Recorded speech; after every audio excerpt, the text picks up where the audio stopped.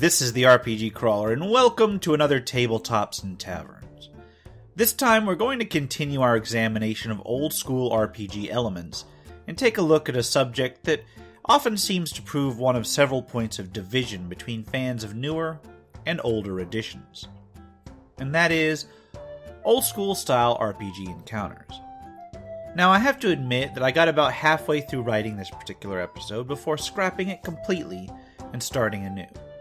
It was simply because it is a fairly complex topic to address, and I usually try to aim to keep these videos free of technical jargon and focused on covering topics in a way that a beginner or a dabbler in RPGs can pick up as easily as any veteran. There's plenty of channels out there that will cover topics with a focus on the exact details of particular systems or address things in an almost scientific manner. I believe one of them I actually watch a few times is the Complex Game Apologist. I know there's several more out there. I've got to go ahead and take a look at them. I recommend them for people who are looking for particular views on things. But I like to go ahead and deal with these in a manner that makes it easy for pretty much anybody to use the material. So let's just get right to the meat, and that is the fact that, unfortunately, despite how many modern gamers simply view the old school encounters as just brutally hard, and how many old school gamers view more modern RPG encounters to be really video gamey, the difference isn't really as clear-cut as that. It's both my personal experience and my research have indicated that it's a more graduated difference. In fact, with the exception of 4th edition, because 4th edition is 4th edition, a lot of the criticisms on both sides are kind of missing the point. During this conversation at all times, when I refer to editions, I'll be referring to D&D editions. But for the most part, you can group games, especially fantasy RPGs, into similar eras. For instance, I know that even something as simple as Tunnels and Trolls, you can determine which era a particular edition lies in if you follow some basic guidelines. But for the most part, when I'm talking about editions, I'm talking about D&D editions. But as I said, I'm trying to make this system neutral. Anyway, I got way off the point here. Basically, the differences between the encounter design philosophies are based more than just arbitrarily setting the number and types of enemies. They often touch on the specific mathematics of the systems themselves. And since, as I said, I'm trying to keep most of these videos relatively system neutral, addressing relevant concerns while remaining true to the actual topic can be difficult in these situations. So that having been said, there are a number of qualities that let you know that you're facing an old school style encounter. If you ask any fan of the OSR movement, you're likely to get your own unique version of what defines an OSR encounter, but a few are pretty consistent. Now, before I get into citing specifics on what some of them are, at least what are in my opinion the most pertinent of qualities, I'm going to qualify all of this by pointing out that old school systems, whether they be actual old editions, retro clones, or new or different systems that just manage to capture the spirit and mingle elements of RPGs, they tend to encourage or just straight up allow certain styles of play and certain styles of encounter that may not work seamlessly in more modern systems. I'm going to put 5th edition aside for the moment because I believe that it covers both new and modern styles pretty well with what it has. We're just going to talk about 3rd, 4th, Pathfinder, and other similar modern systems that focus on mechanical balance and generally put a premium on combat-oriented characters and solutions. I'm going to call those the modern group. And the very mathematics behind those particular systems tend to severely limit the effectiveness of certain characters or monsters that have certain level differences. It's true that levels and power differences exist for a reason, but in an OSR style system, the numerical scaling, at least, just considering just the raw bonuses, allowed for some sort of threat to be maintained between monsters and characters of widely different levels. I mean, once you get to a certain point, yeah, it's just going to go by the wayside. But because of the way that the mathematics are bounded, in older style editions and in games that reflect that older style, and in fact in 5th edition, the difference between like an orc swinging at like a level 10 fighter, that orc actually has a chance to do some fair amount of damage and actually pose some sort of threat, even though it's a very, very low level creature. Whereas in a system like 3.5 or Pathfinder and those unbounded systems where everything is, you've got like 4 linear scaling bonus sets going on at the same time, then that very low level creature is only effective over a very short amount of levels. Once you get like 5 levels out, that creature may as well just be swinging for the fences because he's not going to hit. And the party is not going to miss. Like, unless they roll a natural 1 or something, they're probably not going to miss that particular orc in return. So there's a very, everything gets kind of pushed along this power scale. Now, I could spend an entire video talking about the specific systemic differences between these editions like this, but don't worry, I won't. This is just one example of several ways that the mechanics of a system itself can shape the encounters that adventures with that system use. It's important to keep in mind as I go on about these old school encounters, especially if you're trying to recreate these old school encounters in a modern system, which can be done, but generally speaking, it's important to keep in mind that the more constrained bonuses versus difficulties in combat-related scenarios are, the more options that the system itself gives for character advancement using non-combat solutions, then the easier it is to use old-school encounter design in said system, regardless of whether it's D&D based or something completely different.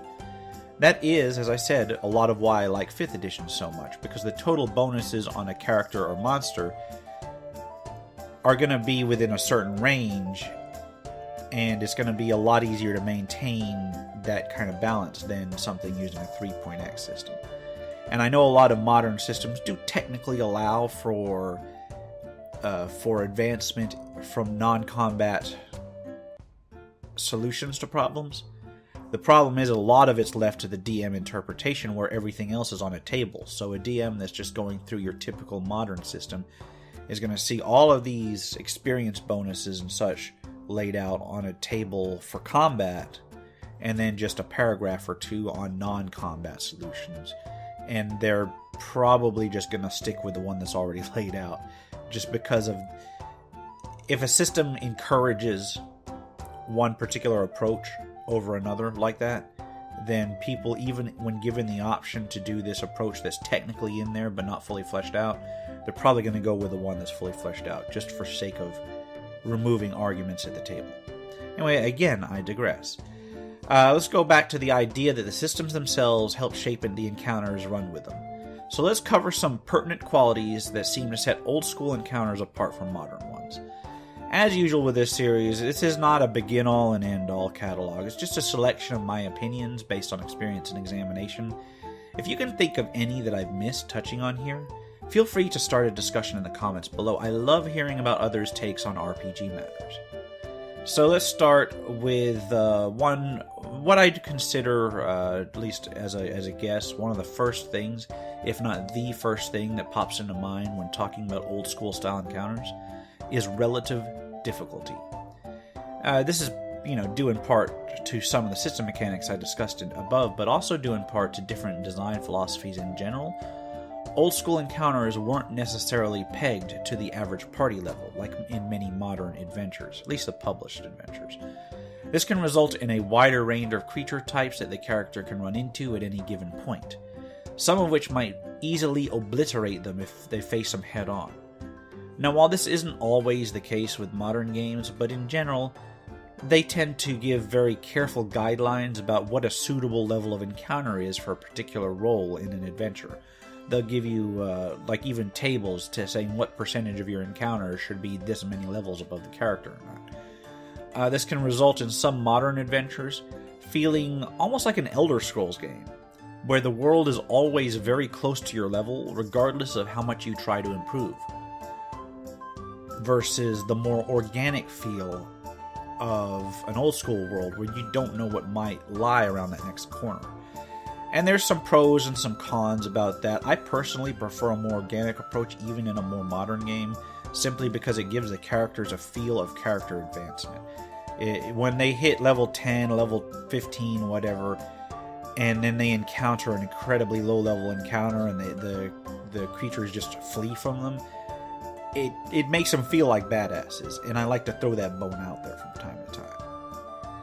Anyway, a lot of the people who dislike the old school games in general tend to point out this encounter principle and claim that it's just a way for the DM to throw powerful creatures at parties that are not prepared for them, or that it gives too much power, and this is an actual quote by somebody, by the way, to the Dungeon Master. Too much power to the Dungeon Master. Admittedly, if the DM in question isn't very practiced, it can certainly seem that way. But here's the thing to remember about untethering encounter levels from party level. It cuts both ways. As I said with the example of the orcs fleeing from a high-level party. A higher level party can encounter low-level enemies just as they normally would if they were lower level. Even a lower level party will find that some creatures are relatively easy for them under a system where the encounter level is unpegged from the character level, simply because some of those low level creatures, at least in the D&D line of products, I believe in some other systems, the creatures that were more common tended to be weaker. I know in the old school editions, they literally had rarity listed with the creature type. So you could get something that was rare, very rare, uncommon, or unique. And then you could build your encounter table around that. I believe that given a particular... If you look at it in depth, given a particular terrain, less powerful creatures tended to be on the more common side, simply because there tends to be more of them out there. If a DM or adventure designer have done their due diligence, either with assembling the encounter tables or the encounters within a dungeon or an adventure, or preferably both, then it'll be reflected in the types of creature that the party runs into. So while you may still have one or two really heavy hitters wandering around, on the balance, the general difficulty of encounters on a raw numerical scale will actually tend to be easier in an old school game than a more modern game. Further, a lot of old school systems are designed so that you can get more mileage out of these low-end threats, as I said above. I mean, sure, they'll still go down easy, but they may still be able to do some sort of damage or require some sort of resource to cope with well into the middling to low-end, to low-high levels. I don't make any sense there. I mean like level 7 to like level 14 or so or whatever. You're going to see these incredibly low-level creatures still being able to pose at least some minuscule threat, whereas in a more modern system, they're not even a bother. And this kind of moves into the next quality that I noticed about old school encounters. Not only old school encounters, but old school adventures. There tended to be more encounters per adventure. Several things tended to contribute to this thread, not just the difficulty. As I said, the overall weakness of the individual creatures in a lot of these systems, especially in a properly rarity-skewed encounter list. There's also the fact that old-school gaming systems tend to play out encounters much more quickly relative to modern systems. And that's something, there's something I'll touch on more later, but there's also the idea in a lot of these old-school systems that not every encounter necessarily needs to be hostile.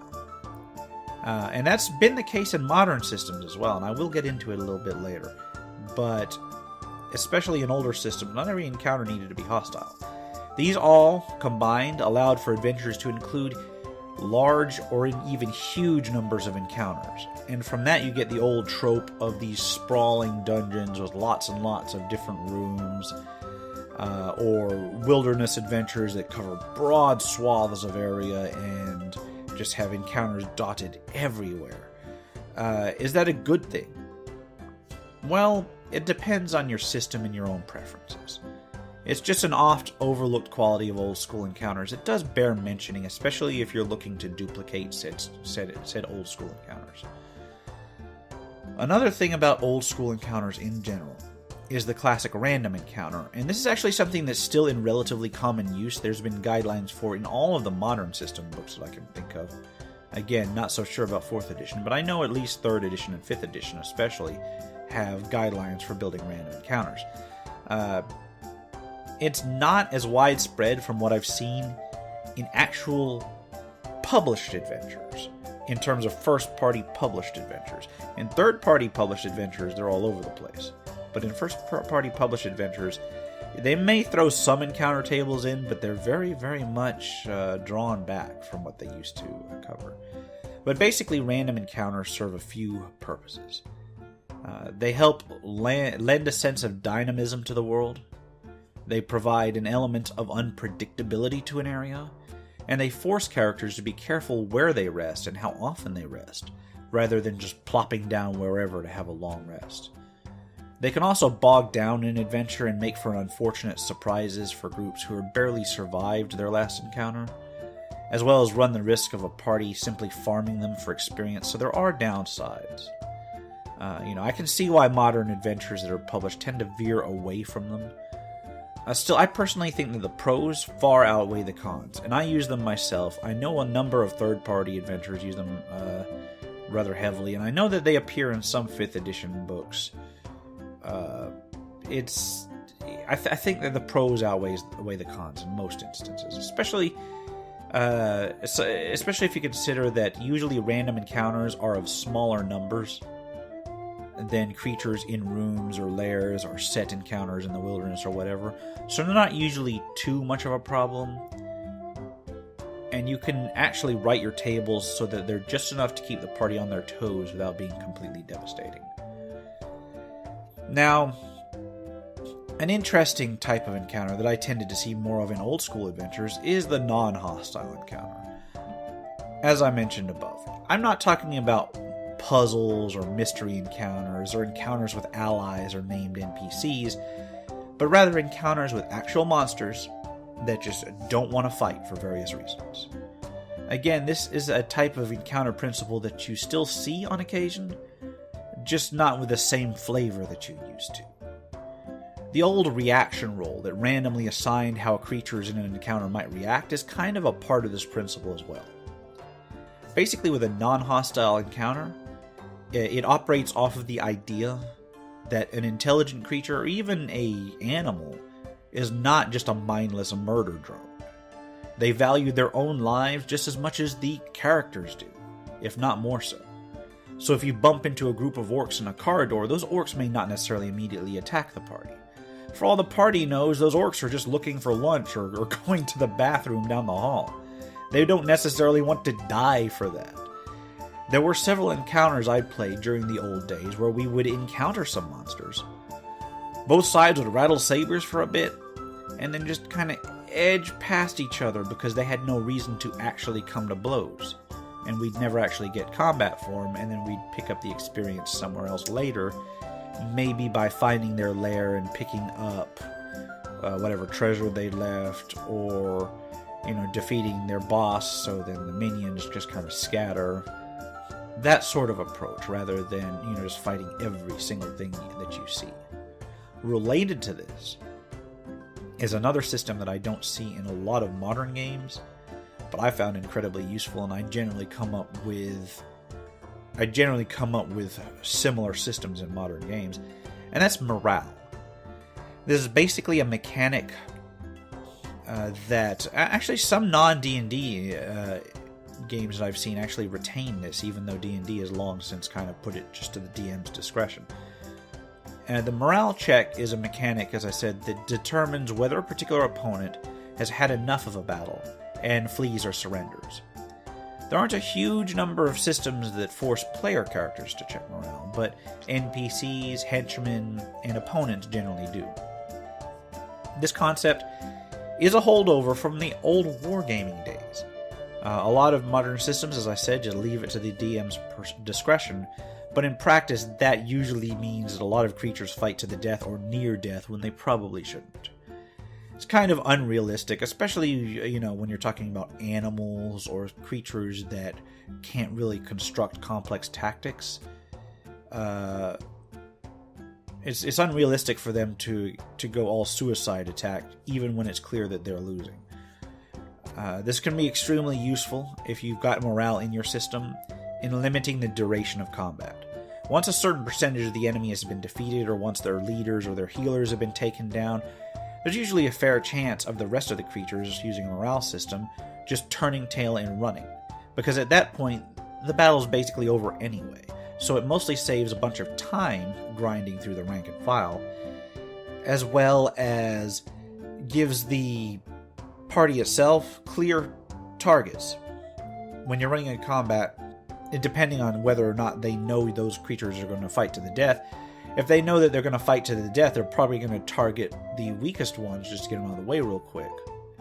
But if they know that they can take out the leader or the spellcaster, and then the rest will disperse, they may target them instead.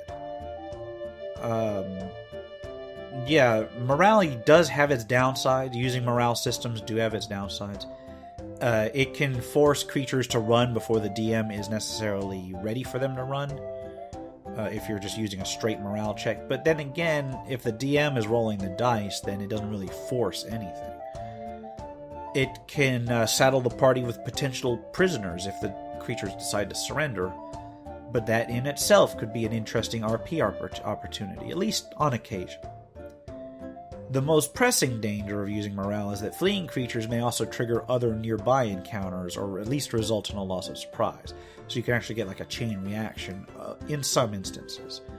Still, I like to keep at least the principle of morale, or at least basic morale checks.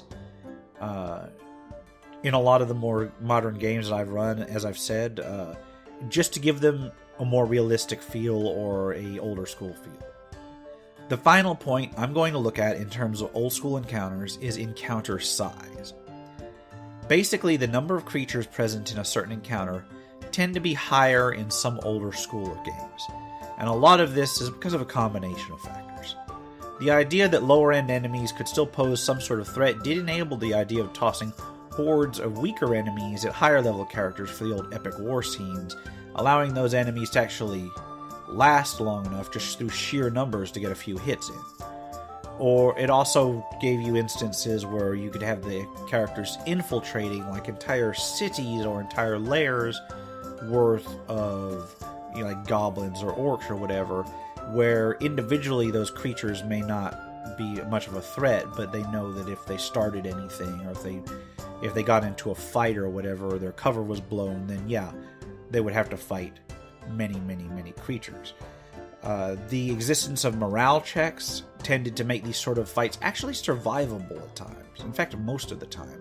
Because during that major battle, or if you ran into a war party of like dozens of orcs or whatever, you could actually, even as a relatively low level character, survive that using the morale rules and knowing who to target and what to do. Just like taking out their leader and letting the rest scatter, that could turn a losing battle into a winning one using the morale rules. Now, not every encounter was huge, but there was that capability for really huge encounters to take effect. And interestingly enough, on this note, 4th edition tried to do something like this with minions. And yes, I know, mark your calendars, I praise 4th edition for something. Not without a caveat, mind you. In my opinion, the minion mechanics are a somewhat flawed approach, but it is worth keeping them in mind if you're stuck with a more modern system because your players won't play anything old school, but you want to mimic some of the more old school style clashes. So you can reduce all the... One thing I did is in a Pathfinder game, when I wanted to present like a large number of low-level creatures against higher-level characters, I wouldn't do the minion rules. I wouldn't reduce their hit points to like 1. But what I would do is I would use slightly higher-level creatures, but then give them the minimum number of hit points per die. And I know, yeah, Pathfinder especially says, oh, give them average hit dice. But if I wanted, some sort of challenge and yet enable them to die relatively simply so you could have this epic battle scene, I would use kind of a pseudo-minion method like that. And that did give this old school style feel. Where especially in one of my Pathfinder games, it's based on an Edo period Japan style thing. And they'd walk in there, and there would be all of these, dozens and dozens of Yakuza there. And I made them high enough level to actually be able to hit the characters, but then just reduce their hit points down to the bare minimum, so they felt like minions in 4th edition, basically. Anyway, I've gone on enough about that particular point. There's probably many minor elements that help keep an old school feel to an encounter. The weirdness of certain monsters, for instance. But I think that we've got enough to go on here. However, given these qualities of old school encounters and the adventures that they're set in, it all has very real consequences on the strategies and playstyles of the typical party. Even in a more modern system, use of these old school style encounters can change how the party approaches an adventure entirely. And whether this is a good or a bad thing will necessarily be up to the group in question, depending on what kind of feel that you're going for the group. For one, the party may begin to explore more carefully and take a more cautious approach to advancing in general. If this approach is desirable, the Dungeon Master can heighten this effect by including some traps if they haven't already, as well as alternate methods of character advancement. Experience for treasure, or for encounters evaded, or for clever tactics to get around groups can be just as useful as combat experience for, helping encourage characters to take a more cautious approach. With the knowledge that there may be many, many encounters, only a few of which are really required to accomplish their goals, and that one of which may be very deadly to them, a party who is aware of these sorts of encounters may spend a lot more time scouting and looking for other advantages. Suddenly, archetypes like the rogue and ranger become useful for more than just yet another damage dealer, and the utility and divination spells of wizards and clerics are probably going to get way more use than they do in our typical modern game. The idea that there may be more, slightly less powerful encounters mingled in with a few that might be difficult also addresses a couple of issues that creep into modern gaming styles and things that I hear people complain about. First, the 15-minute adventuring day may be somewhat avoided, partly because more time is spent on scouting and planning, and partly because the chance of more encounters and a larger adventure area in general means that to progress, the party will need to spend more time at work, so to speak. Throw random encounters that disrupt rest in there, and you'll start seeing the party ration their abilities a bit more rather than rely on more repeatable things like cantrips and those systems that have them, but also on classic melee attacks. This also has the effect of somewhat mitigating the idea of caster supremacy, and that can become a real problem in modern systems. As I stated before, an adventure with an old school style encounter, casters will probably want to switch more of their spells out for more miscellaneous divination and utility spells, if only to keep the really challenging encounters on their radar, so to speak. But the existence of some of these exceptionally tough creatures will also generally encourage the casters to reserve a lot of their hardest hitting spells for those creatures. This, combined with the extended length of exploration that old school style encounter layouts and adventure layouts in general will encourage, may limit how freely casters will be able to throw their magic around as well. This will tend to make the character rely more on the melee line or on mundane ranged attacks for a lot of the encounters that they come across. While this doesn't totally limit casters, they can still lay out that hurt when it's needed. They won't be doing it every single encounter. Finally, it's likely that non-combat solutions may get a little bit more use under this sort of system. Anything from attempting to talk groups down to intimidating them so that they leave, to simply moving around them might be employed. If there are traps or other choke points in a dungeon or in a wilderness landscape, the party may be more apt to use those places, thinking more strategically rather than just wading in every single time. Of course, some parties will just continue to wade in, and that's just fine, especially if you really, really want to up that body count. But taking just a little bit of the old school way of designing encounters can present the Dungeon Master with different options in their adventure design. And here's the thing about old school style encounters. You don't have to run an old edition or even a newer OSR style system to use them. You can indeed run them with a little bit of adaptation in a lot of modern systems. As I said, 5th edition is actually really good overall for such an approach. It has the bounded challenge system that is closer to what you'd see in older editions.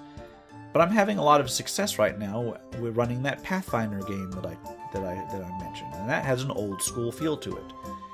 I do use random encounters. While I keep the overall encounters per day relatively low, I do utilize large numbers of weaker enemies from time to time.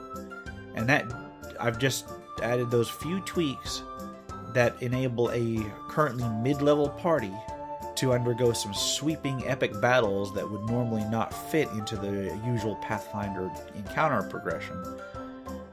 Coming out on the other side fully, not pristine, but with all of their members still alive and feeling like they've done something epic. For those who haven't really tried it, Frog God Games has a series of some very nice old school adventures that adhere to the old school encounter design. They're available for Pathfinder and 5th edition. Goodman Games is another one. They've got a bunch of solid old school style adventures for 3.5 and 5th edition. Between them, there's actually quite a number of resources out there if you want to take examples of how to use old school style adventure design and old school style encounter design in a modern system. So I'll be the first to admit that old school gaming in general and that old school methods of doing things aren't for everybody. But like many things, we can usually learn a bit from looking in the past. And who knows, you might enjoy what you find. If you haven't had much experience using old school encounter stylings, I encourage you to try at least once or twice, if for no other reason than to give your players something to think about. I'm going to try and continue this series of topics relevant to old school play. I believe I'm going to be doing Henchmen next. It's something I'd like to cover more of in general, along with some non-Dungeons & Dragons related games. So keep an eye out for more tabletop-based videos coming down the pipeline in the future. For now, this has been the RPG Crawler. If you like what you've seen, remember to leave a like, comment if you've got feedback, and subscribe for more RPG videos. If you want to get early access to videos like this, or just support my channel in general, please check out my Patreon at patreon.com/rpgcrawler, or via the links below or at the end of this video. Until next time, take care and goodbye.